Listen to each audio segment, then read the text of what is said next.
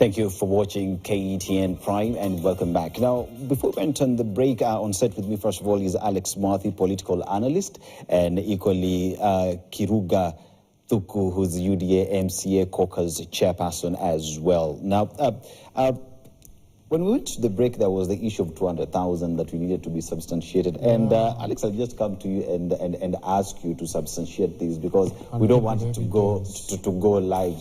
Where did you get this information? It's in social media. No, it's completely in social media. No, you see, you don't pick bad gossip and bring them to national Could you protect me? Okay. I find it very difficult to debate with somebody who interjects before I finish my point. It's very difficult, yeah? The point is, a lot of information that you rely on is information passed on by others. Members of parliament posted to say that. Okay. I'm not the one who said it. So if you want to confirm, just go and ask them. It's available in social media. And I come to you, Thuku, now, as you get to respond to that. But Thuku, as we speak today, this is the Kenya Kwanza government. And let me just list some of like the doctors' strike that we've experienced in this country, teachers and GSS strike that is ongoing. The Dons have issued a strike notice as we speak. The airport workers strike due to Adani, and we know what conversation around Adani is happening right now. Food prices and inflation in this country is high.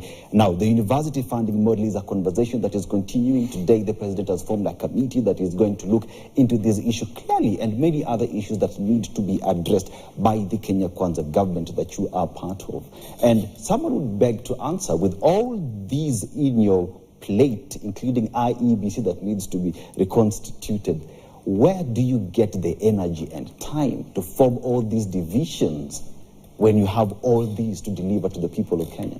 Okay, number one, my brother here says he have a problem at being interjected, but I also have a great problem with someone who says, if I read in the social media that he's been marrying his 10th wife, I should go broadcasting that as a truth. You know, even if a lie is told by 1 million people, it remains a lie. You cannot come here and make or perpetuate allegations which are most probably false, and then you say, it's what you heard on social media. We know social media is awash with all manner of rumors. Okay. So that's not fair. Okay. Let him imagine he was the same, or he was the person whose those allegations were being made against. We heard you, sir. To the issues on the table. To the issues. The way you have finished that question is exactly the reason why some of us don't want to get involved with the kind of debate that has been going on, and we want to remain focused. And if I may bring something that the president said yesterday in Yeri, because I was in that function with him, and the president said, please let's first focus on the problems bedeviling the people we represent as leaders. Because we cannot come here and start talking about the elections which are 3 years away. How do you know? Even God can take you before that time. So the best thing, and you have enumerated a number of issues that Kenyans are grappling with. And I agree. I represent a ward. In fact, the president visited us a few months ago. I raised issue of roads which are yet to be done in that area. That is what I want to focus on. I want to see those roads done. We have a water project. I want to see that one done. And with me, there is something that I have said. I've said it's more about the people I represent. It is remaining focused in supporting the president and the government in delivering what we promised our people. And if that costs me a political seat in future, so be it. But yes. If I ask you a simple question, between our Deputy President Rigathi Gachagua and Professor Kindiki, who do you support? Let me say this. The Deputy President, and who is also my Deputy Party Leader, I have no problem with him, and I respect him as my leader, and there is the way we did it, and any positive developments, any support required of him is guaranteed. Professor Kidiki is not only a personal friend, but also someone I've worked with in the past, someone I work with in the present, and so there is no contradiction anywhere when I say I can comfortably work with the two leaders. Playing safe, but Alex, as you get into that, the same questions I've asked now. It is a question of people seemingly realigning themselves in anticipation of the 2027 elections. And when you were on the break, you said this is coming to form as perception towards the next general election. Why do you look at it in that light?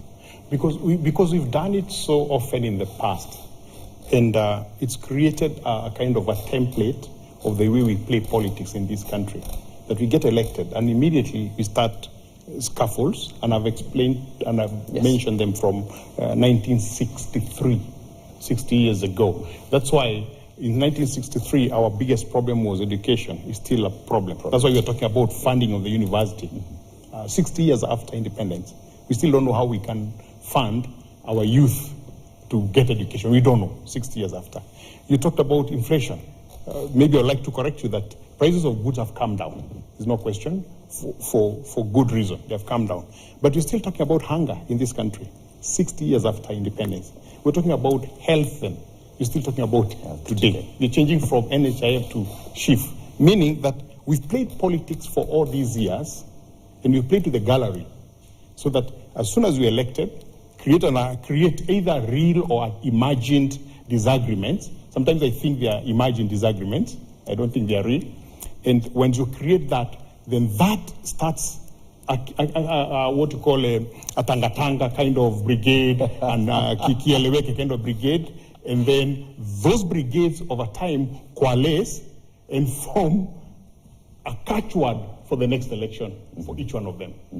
And the bottom line is, by the time we get to 2026, nothing will have been done. But then we'll start now the smooth ride towards election in 2027, where we'll have a catchword, having gotten from all these kind of story. It's a very sad situation. One wishes that somebody would actually come and stop it and say, look, guys, you've been elected. Pack all these differences, work for Kenya. And for me, the sad thing is this. In 1965, Singapore gained independence. Lee Kuan Yew became the leader, the guy who was ridden from third world to first world.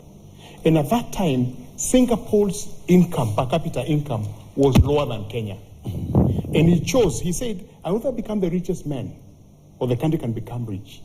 He chose the country. And there's a joke that says Africa chose the second option because Lee Kuan Yew has taken the first option. Today, his per capita income is about about $57,000, as opposed to Kenya still at $1,000. Meaning that there's a huge difference because he avoided politics for the sake of politicking. Yes, and Alex Murthy is a political analyst, Kiruga Thuku, UDA MCA Caucus chair.